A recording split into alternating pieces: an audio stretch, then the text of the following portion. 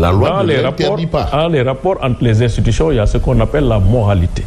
Ah.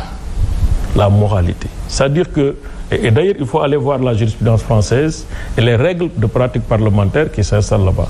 Parce qu'on estime que l'Assemblée nationale, on doit lui laisser la possibilité d'exercer sa mission, d'exercer sa souveraineté. On ne doit pas bloquer l'Assemblée nationale.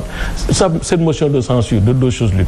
Ou bien elle passe, le Premier ministre démissionne, il peut être conduit par le président de la République, on l'a vu. Le lendemain. C'est pas illégal.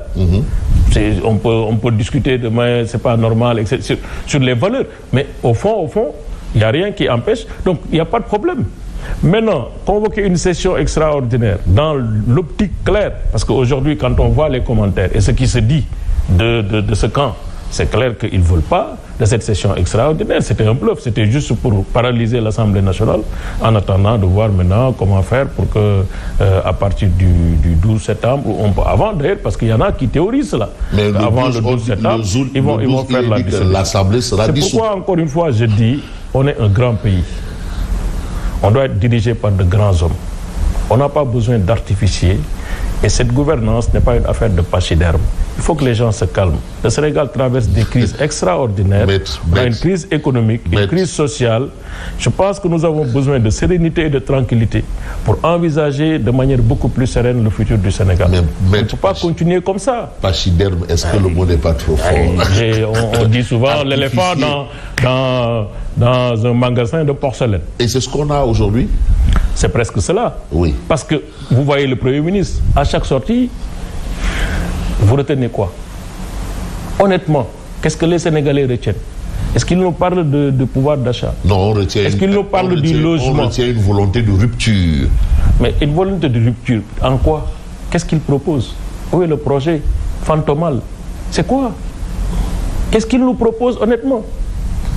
Sinon, des menaces répétées de reddition de comptes, on n'a pas peur de la reddition de comptes. On en viendra parce qu'apparemment, là, c'est parti pour... Donc je dis encore une fois, franchement, nous avons besoin de sérénité dans ce pays. On n'a pas besoin de ces fausses crises qui ne font que retarder le pays, qui ne font que impacter de manière négative la marche de notre économie. Attention, nous sommes à 4% de repli de l'activité économique. C'est très grave. 4%. Pour un pays qui espérait avoir un taux de croissance de plus de 8%, c'est mal parti. Donc il faut que les gens acceptent de mettre encore la balle à terre, de faire des choses, parce que gouverner aussi, c'est faire des choses de manière adéquate. Et au moment adéquat. On n'a pas le temps de faire des choses comme ça, créer de fausses crises, faire des déclarations intempestives à gauche, à droite, menacer des gens, mettre la liberté d'expression, attaquer la presse, les libertés d'opinion sont saccagées. Non, on n'a pas besoin de ça. On a besoin de sérénité, on a besoin de tranquillité. On a besoin de discuter d'idées, on a besoin de discuter de projets. Parce que même si nous, d'ailleurs, on est un peu mal à l'aise, parce qu'il n'y a aucune idée qui sort. Mais oui, mais quand par exemple aussi l'Assemblée nationale ou le groupe parlementaire Benno Bokk Yakaar bloque les initiatives du président de la République, notamment la suppression du HCCT du CSE. Est-ce que là, on n'est pas du côté de votre groupe dans une logique de confrontation? Ce n'est pas une logique de confrontation. Le groupe a appris la volonté du président de la République à travers les réseaux sociaux. Il faut quand même que les gens apprennent à parler, même si on n'est pas du même camp, que les institutions se parlent dans la courtoisie et l'élégance. C'est ça aussi la République du Sénégal. On ne peut pas, c'est vrai, eux, ils ont, entre guillemets, un projet que je n'ai pas vu. Mais si on veut supprimer ces institutions, alors que nous, on appartient à un parti politique, on appartient à une coalition, nous avons estimé que ces institutions sont utiles à la démocratie. Mais elles sont budgétivores. Je dis encore une fois, la démocratie n'a pas de prix, elle a un coût qu'il faut respecter. C'est quoi 15 milliards sur un budget de 7 000 milliards? 0,2%.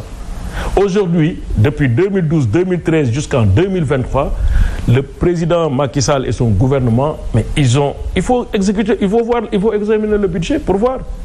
Nous avons réduit les fausses dépenses de fonctionnement à un niveau jamais égalé. Aujourd'hui, les dépenses de fonctionnement globalement dans le budget de 2024 tournent autour de 7% de notre PIB. ça veut dire que c'est rien du tout. Nous avons éliminé tout ce qui est dépenses de téléphonie. C'était presque 20 milliards. Aujourd'hui, la facture est de 3 milliards. Nous avons même supprimé l'achat de véhicules. C'est la dernière mesure du président Macky Sall en 2020 pour dire que maintenant, pas d'achat de véhicules. Ce qui fait que déjà, cette année, on n'aura pas moins économisé, pas moins de 27 milliards pour tout ce qui est entretien, etc., etc. Ça veut dire quand même qu'on fait des efforts. Aujourd'hui, on a un État amaigri du point de vue... En ruine. Ouais, mais bon, ça... En ruine. Moi, je pense que... Mais oui, mais si maintenant... Si l'État est en ruine... Est obligé de réduire les machines à café, les frigos-bars... ça aussi, c'est de la floriture. Pardon? C'est de la floriture, c'est rien du tout. Non, mais c'est pour réduire les dépenses quand même inutiles. Attendez, Fabrice, je pense qu'il faut qu'on comprenne quel est le pays que le président Macky Sall a laissé. C'est pour cette raison d'ailleurs qu'on a fait ce livre-là, pour que tout le monde soit édifié. Sur le plan économique, le Sénégal était habitué à des taux de croissance erratiques. La moyenne des 12 dernières années de croissance avant 2012 tournait autour de 3%. Nous avons laissé un taux de croissance de presque 6% en moyenne. C'est-à-dire quand on compile les taux de croissance des 12 dernières années, Macky Sall, c'est 6%. C'est 2 fois le taux de croissance que nous avons trouvé. Aujourd'hui, sur tous les aspects macroéconomiques, le Sénégal est au vert. Sur liquidité financière, taux de croissance, la dette, etc. Non, ça c'est votre parole contre celle du Premier ministre qui parle de pays en ruine. Je dis encore une fois, est-ce que le FMI, c'est un partisan de Macky Sall? Le FMI est venu ici au Sénégal à faire un rapport que vous avez lu certainement, publié, qui dit l'état de l'économie du Sénégal. C'est pas ce que le FMI dit. Donc entre Sonko et Macky Sall, l'arbitre, c'est celui qui est notre partenaire technique et financier, le principal, qui dit l'économie n'est pas en ruine. C'est ça, c'est la réalité. Une économie en ruine, on paye les salaires. Le service de la dette est payé. Les hôpitaux marchent. Les écoles marchent. Le Sénégal s'est retrouvé avec 3387 km de route en 12 années. Plus de 300 km d'autoroute en 12 années. Plus de 6 universités supplémentaires en 12 années. Plus de 8 hôpitaux supplémentaires en 12 années. Sans compter les hôpitaux qui sont en cours de construction et de finalisation. Et quand même, il faut être sérieux. Dire que le pays est en ruine, vous pensez le dire contre Macky Sall ou écorner l'image de Macky Sall, mais vous le dites contre vous. Contre qui? Lui-même. Comment ça? Parce que finalement, si lui-même il est sur les marchés financiers pour dire que le pays est en ruine, je ne suis pas étonné qu'il se retrouve avec des taux